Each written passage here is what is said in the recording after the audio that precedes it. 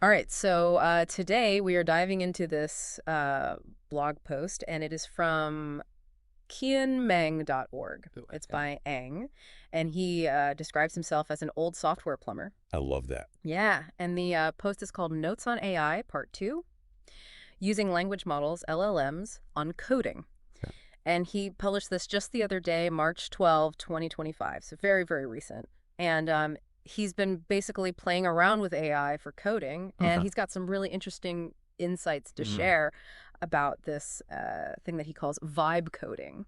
It is really fascinating to see how he sort of contrasts his experience with the traditional way of coding Yeah. and then using these new tools. Right. And it sounds like he's approaching it with, a healthy mix of curiosity and a little bit of skepticism, Right. which I think is always good when you're diving into a new technology. Absolutely. So, for those of you who might not be familiar with the term vibe coding, essentially it means using natural language Okay. to tell the AI what you want your code to do instead of Yeah. writing out every line of code yourself. So it's almost like having a conversation with the computer and being like, hey, I need a function that does this, and the AI just does it. Yeah. It really does seem like a pretty big shift in how we think about software development. Yeah. Because traditionally, it's been all about, mastering a specific syntax Right. and meticulously, crafting each line. Yeah. But this way, it seems like it's more about intent and outcomes. Right.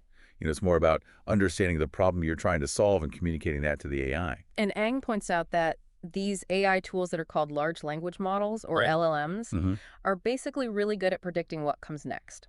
Yeah. It's like a super-powered autocomplete. Right. But how does predicting the next word translate to actually writing functional code? That's where the magic happens. Yeah. So these large language models, they're trained on a huge amount of data, and that includes code Yeah. from all these different programming languages. All right. And so they learn the patterns, they learn the syntax, Right. they learn the logic behind how code works. Yeah. And so when you feed them a prompt, they're not just randomly guessing the next word. Right. They're using all that knowledge to predict what's the most likely and coherent sequence of code Got it. that fulfills your intent. That makes sense. But as with any new technology, there are bound to be some hiccups. Right. And Ang talks about these LLMs sometimes hallucinating, Yes. which I have to admit sounds a little unsettling in the context of coding. Yeah, it is a little bit of a quirky term. Right. But basically what it means is that it generates code Okay. that seems plausible, but doesn't actually work as intended. Okay. So it's kind of like the AI is getting a little too creative Yeah. and going off on a tangent that doesn't quite align with reality. So it's not quite the set it and forget it solution that Mhm. some might imagine. You Exactly. still need a human programmer to Yeah. oversee the process Of course. and make sure the AI isn't well hallucinated. Right. And that's, I think, Yeah. a really important point is Yeah. that, these are very powerful tools, Yeah.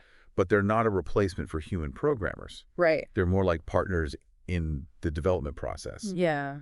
They're augmenting our capabilities and Yeah. allowing us to work more efficiently. And this leads to another interesting point that Ang raises, is that he had more success using these LLMs with languages like Python and Go Right. compared to Elixir. Uh-huh. Now, I know these languages have pretty different features and communities, Yeah. but what do you think might contribute to that difference in the AI's performance? Well, I think it's likely a combination of factors. Okay. Python and Go are known for their relatively straightforward syntax. Right. They also have very well-documented ecosystems. Yeah? There's tons of online resources, Yeah. tons of tutorials, code examples available for both languages. Yeah. And all of that data basically creates a very rich training ground for an AI model. Oh. It's like giving it, this massive textbook to study from. So it's like the AI is learning by osmosis, Right. absorbing all this knowledge about the language Exactly. just by analyzing all the code that's out there. Exactly. That's pretty amazing. It is. And Go specifically is also known for its simplicity Right. and the fact that it's evolved relatively slowly over time. Okay. And so that means that, its core concepts have remained pretty consistent, Right. which I think makes it easier for an LLM to really grasp those fundamentals. So even in this world of AI-assisted coding, the maturity of a language and the size of its community still plays a crucial role. Absolutely. That's an interesting point. And this actually brings us to another really key insight from Ang. Okay. He offers some great tips for how to get better results Okay. when using LLMs for coding. Oh, I definitely want to hear these. Yeah. And a lot of it boils down to just making the AI's job easier. Okay, so what does he suggest? One of his top recommendations is to import your existing code base when working with the LLM. Okay. So by doing that, you're giving the AI more context. Okay. You can see the structure of your project. Right. It can understand the conventions that you're using. Right. And it can kind of get a feel for your style. So it's like giving the AI a tour of your project before you ask it to start making changes. Exactly. Yeah. And that can really help prevent the AI from generating code that clashes with what you already have. Right. Or introduces inconsistencies. Right. It's all about setting the AI up for success. Yeah. I like that. It's a collaborative approach. Exactly. It's not just throwing the AI in the deep end and hoping for the best. Exactly. And Ang also emphasizes the importance of focusing your prompts on specific functions Yes. rather than giving the AI really broad tasks. Right. I mean, these LLMs are incredibly powerful, Yes. but they can get overwhelmed if you ask them to do too much at once. That makes sense. So it's like giving someone clear, concise instructions instead of just saying, hey, go build me a house. Exactly. You got to break it down. Break it down into manageable chunks. Right. So you're increasing the likelihood that the AI will understand what you want Right. and deliver what you're looking for.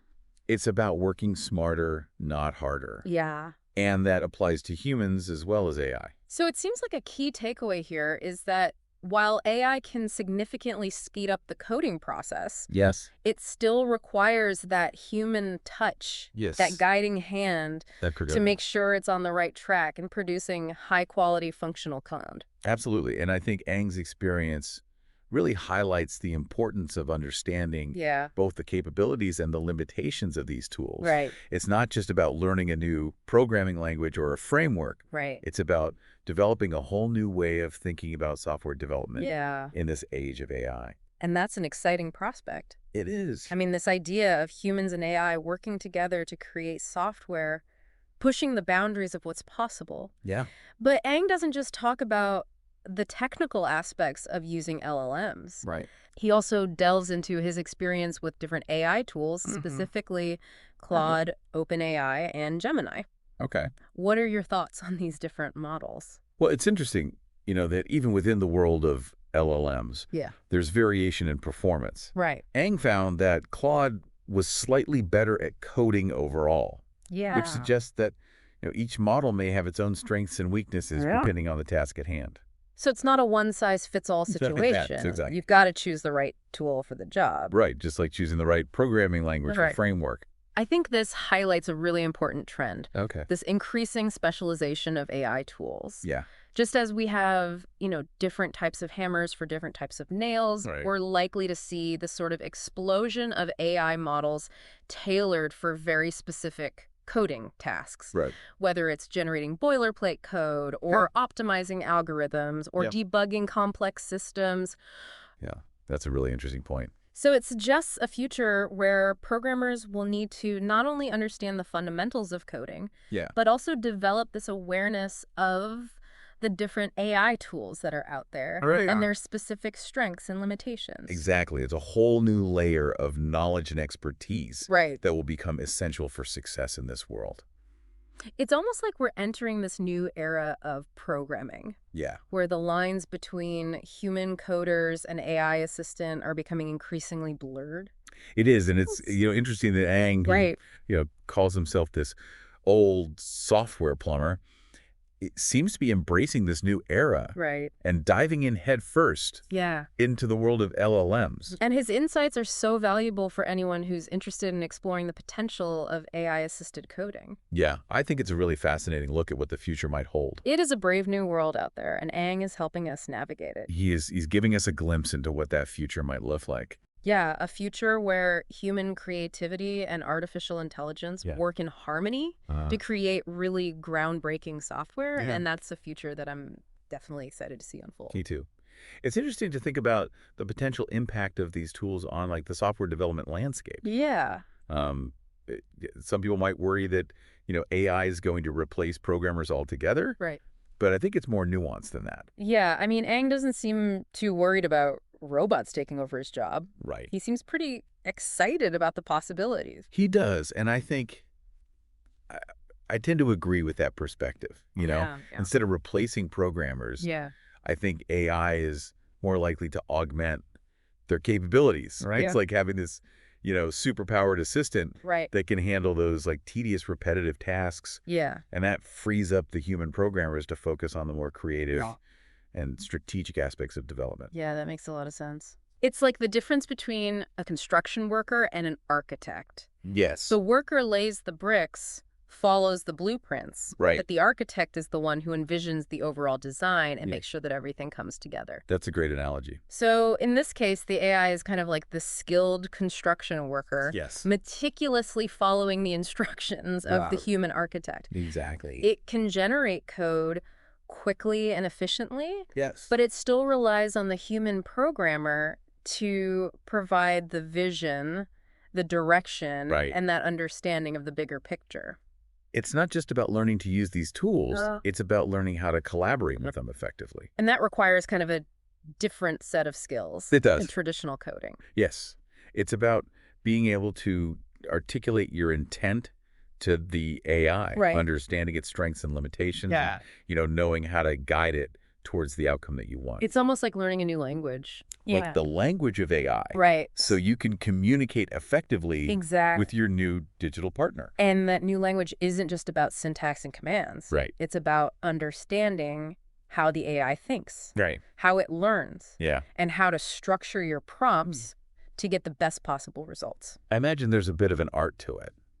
There is. Like learning how to whisper to the AI to get it to do what you want. There definitely is an art to it, and it's still evolving. As we learn more about how these LLMs work and how to best interact with them. But one thing that's clear is that the programmers who master this art of communication, they're going to be the ones who can really unlock the power of AI-assisted coding.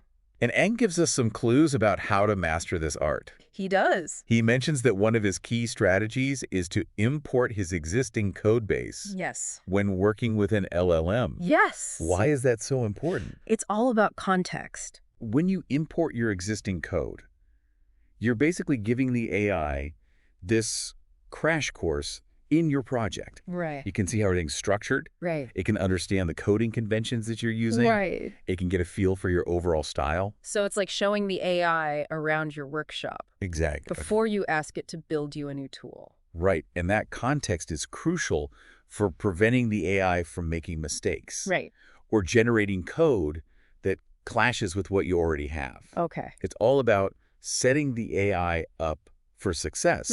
By giving it the information it needs to make good decisions. And speaking of informed decisions, Eng also emphasizes the importance of giving the AI clear and specific instructions, focusing on individual functions rather than overwhelming it with these broad tasks. It's like the difference between asking someone to make dinner versus giving them a detailed recipe with step-by-step instructions. The more specific you are, the better the outcome is going to be. So it's not just about telling the AI what you want. It's about telling it how you want it. Breaking down those requests into manageable chunks. That the AI can easily digest. Exactly. And that principle applies to any form of collaboration, whether you're working with a human or an AI. Clear communication is key. No, even though Eng had a positive experience using LLMs with Python and Go, he did mention that Elixir didn't perform quite as well. And you touched on the size and maturity of the language's community as potential factors. Are there any other aspects of Elixir that might pose challenges for LLMs? That's a great question. One possibility is that Elixir's functional programming paradigm. While it is powerful and elegant, it might present a little bit of a steeper learning curve for an AI model that's primarily trained on imperative languages, like Python and Go. Interesting. Could you elaborate on that a bit? What's the key difference between those paradigms? Sure. So in imperative programming, you're telling the computer how to do something, step by step. It's like giving someone directions. Go 2 blocks north, turn left, the traffic light, the house is on your right. I get that. So how is functional programming different? Functional programming focuses on what you want to achieve rather than the specific steps to get there. So instead of giving directions, you'd be more like, I want to be at the house with the red door. Got it. And it's up to them to figure out the best route. So it's more about defining the desired outcome? Yes. And letting the language handle the underlying logic? Exactly. And I think that difference in approach Yeah. might require a different way of training and fine-tuning an LLM to get the optimal code generation. It's not just about the amount of data, but it's also about the type of data and how it aligns with the language's underlying principles. It's almost like trying to teach someone who's only ever spoken English to suddenly understand and speak a language with a completely different grammatical structure, like Japanese or something. And that's a great analogy. So even in the world of AI-assisted coding, choosing the right language for the task remains crucial. Absolutely. And it also brings up another important consideration. The evolution of a language. Python, for instance, has gone through, significant changes over its lifespan. With new features, new syntax being introduced all the time. And that constant evolution can make it tricky for LLMs to keep up with the latest nuances. So it's not just about learning the language as it exists today, but also anticipating how it might change in the future. Exactly. That sounds incredibly complex. It is, and that's why it's so fascinating to see people like Amy out there exploring these uncharted territories and sharing what they're learning. Their experiences provide really valuable guidance as we navigate this, rapidly evolving world of AI and coding. Yeah, it makes you wonder, how will the relationship between human programmers and AI continue to evolve? Will we reach a point where AI can handle, the majority of coding tasks, leaving humans to focus on, higher level design and problem solving? Those are excellent questions. And while we don't have all the answers yet, I think it's clear that the future of software development is going to be shaped by this, ongoing interplay between human ingenuity and artificial intelligence. Speaking of human ingenuity, Ang makes an interesting observation in his post. He says that, LLMs are essentially fancy text auto-completion. I love that description. It really cuts through the hype and reminds us that these tools are still fundamentally based on pattern recognition and prediction. So while we might be moving towards this future of vibe coding, where we can just, express our intentions to the AI and watch it generate the code, it's essential to understand the limitations and the potential pitfalls of these tools. Absolutely. We need to approach it with a healthy dose of skepticism and critical thinking. It's not about blindly trusting the AI. It's about using it as a partner in the development process. And that partnership will require a new set of skills and perspectives from human programmers. Absolutely. We'll need to become adept at, crafting effective prompts. Understanding the strengths and weaknesses of different LLMs and critically evaluating the code they generate. It's a new way of thinking about software development in the age of AI. And that's something we'll continue to explore as AI continues to evolve. Of course. And its impact on the world of software development, becomes even more profound. I'm excited to see what the future holds. Me too. This is just the beginning of a very fascinating journey. It is. Now, Ang also delves into some specifics about his experience using different AI tools for coding. He compares Claude OpenAI and Gemini and finds that Claude performed slightly better overall. Interesting. That's pretty interesting considering, these are all cutting-edge LLMs. It is, and it highlights another really important aspect of this evolving landscape. Which is the diversity of AI tools and the need to find the right tool for the job. Just like we have different programming languages that are suited for different tasks. We have different AI models that excel in different areas. Some might be better at, generating boilerplate code, while others might be more adept at optimizing algorithms or debugging complex systems. So it's not just about learning how to use AI for coding. It's about understanding the nuances of different AI models and their capabilities. It's like having a toolbox full of different tools and knowing which one to reach for, depending on what you need to do. And that expertise will become increasingly valuable as AI continues to permeate the world of software development. Absolutely. The programmers who can effectively leverage the power of AI. They're going to be the ones who shape the future of this industry. And Ang Arl, software plumber, seems to be well on his way to mastering these new tools. He does. Judging by his blog post. He even provides some great tips for getting better results with LLMs for coding. practical, insightful advice. One of his key recommendations is to import your existing code base when working with an LLM. Context is key. Why is that so important? It's all about context. By importing your existing code, you're essentially giving the AI a crash course in your project's architecture, its coding style, its overall purpose, and this helps the AI make more informed suggestions. And avoid generating code that clashes with the existing structure. It's like giving the AI a backstage pass to your project so it can understand the bigger picture. It's about giving the AI the information it needs to be a valuable collaborator rather than a clueless bystander. And Ang also recommends focusing your prompts on specific functions. Rather than overwhelming the AI with these broad or vague instructions. LLMs excel at handling well-defined tasks. So if you break down your requests into these smaller, more manageable chunks, you're much more likely to get accurate and useful results. It's like giving the AI a clear roadmap rather than this vague tourist brochure. And that principle applies to any form of communication, whether you're talking to a human or an AI, the more specific and focused your instructions, the better the outcome will be. So it seems like a key takeaway here is that while AI can automate a lot of aspects of coding, it still requires that human guidance. And direction to really shine. It's a partnership. And like any good partnership, it requires clear communication. It requires mutual understanding. And it requires a shared vision for what you're trying to achieve. And as we continue to explore the possibilities of AI-assisted coding, it's important to remember that the most valuable asset in this equation will always be human creativity. Absolutely. Ingenuity. And the ability to dream big. Beautifully said. It's that fusion of human imagination and artificial intelligence that will ultimately shape the future of software development and quite possibly the future of the world itself.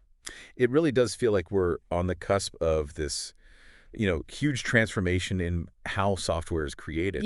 And as with any big shift, there are bound to be challenges and adjustments along the way. And Ang kind of hints at some of those in his post, especially when he talks about those AI hallucinations. It makes you wonder about the reliability and safety of code that's generated by AI. That's a really important point to consider. As impressive as these LLMs are, they're still tools at the end of the day. Like any tool, they can be used improperly, or they can produce unexpected results. So it's really essential for programmers to approach AI-generated code with a critical eye, just as they would with code that was written by a human. So it's not just about blindly trusting the AI. It's about using it as a collaborative partner. Double-checking its work, making sure it aligns with the overall goals of the project. And this also highlights the importance of testing. Rigorous testing has always been a cornerstone of software development. But it becomes even more critical when AI is involved. We need to make sure that the code generated by these LLMs is not only functional, but it's also secure, reliable, and free of vulnerabilities. It's almost like we need a whole new set of testing protocols specifically designed for AI-generated code. I think that's a great point, and I think we're likely to see, the emergence of specialized testing tools and techniques that really focus on the unique characteristics and potential pitfalls of code that's created by AI. This might involve things like, adversarial testing, where you intentionally try to trick the AI into generating faulty code to kind of see where the weaknesses are in its logic. That's so fascinating. It's like this digital arms race. It is a bit like with programmers and testers constantly trying to outsmart the AI to make sure that its creations are, robust and secure. But it's a healthy competition. One that ultimately leads to better software.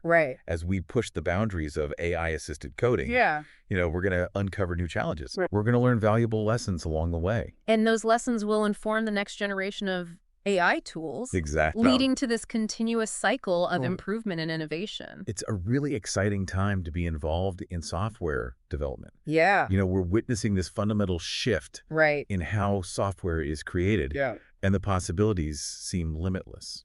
Ang's blog post really captures the essence of this shift. It does. He talks about moving away from this rigid world of syntax and towards a more intuitive, intention-driven approach. It's like we're learning to speak the language of AI. Right. We communicate our desires and let the AI translate those desires into lines of code. And this shift in perspective has really profound implications, I think, for the future of programming. Yeah, that does. I mean, it suggests a world where coding becomes more accessible to a much wider range of people, not just those with specialized technical skills. It's like democratizing the power of software creation.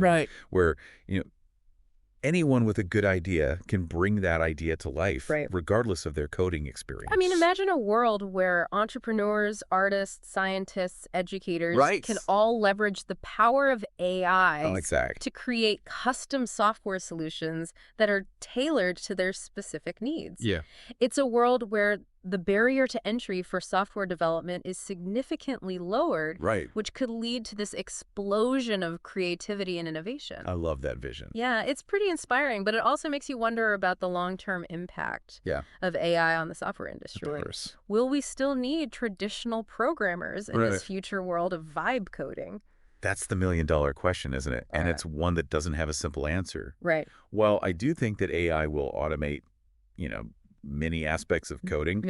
I believe there will always be a need for that human ingenuity, that creativity, those problem-solving skills that are so essential to the software development process. So it's not about replacing programmers.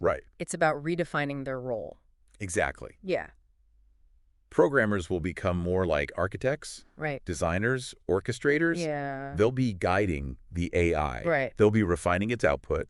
And they'll be ensuring that it aligns with the overall vision of the project. Their expertise will shift towards, understanding the nuances of AI, crafting those effective prompts, and, thinking about the quality, the security, the ethical implications of the code that's generated. It's a whole new era for programmers. It is. One that requires adaptability, continuous learning, and a willingness to embrace the possibilities of AI as a collaborative partner. Absolutely. And it's an era that's filled with, both challenges and opportunities. The programmers who thrive in this new landscape will be the ones who can combine their technical expertise with a deep understanding of AI and a passion for pushing the boundaries of what's possible. Eng, with his self-proclaimed title of old software plumber, I love that, seems to be embracing this challenge wholeheartedly. It does. And his insights really offer a valuable roadmap for anyone navigating this uncharted territory. He's a pioneer. Well, I think it's safe to say that this deep dive into Eng's blog post has given us a lot to think about. It has. From the technical intricacies of LLMs to the broader implications for the future of software development. It's clear that AI is transforming the way we create and interact with technology. It's been a fascinating exploration, and it's clear that this is just the beginning of a much larger conversation about the role of AI in our lives and the future that we're building together. A future that's full of, both promise and uncertainty, but one that's sure to be shaped by this, ongoing interplay between human ingenuity and the ever-evolving power of artificial intelligence. I couldn't have said it better myself. Well, thanks for joining us on this deep dive. My pleasure. And be sure to tune in next time as we continue to explore the frontiers of technology and unravel the mysteries of the digital world.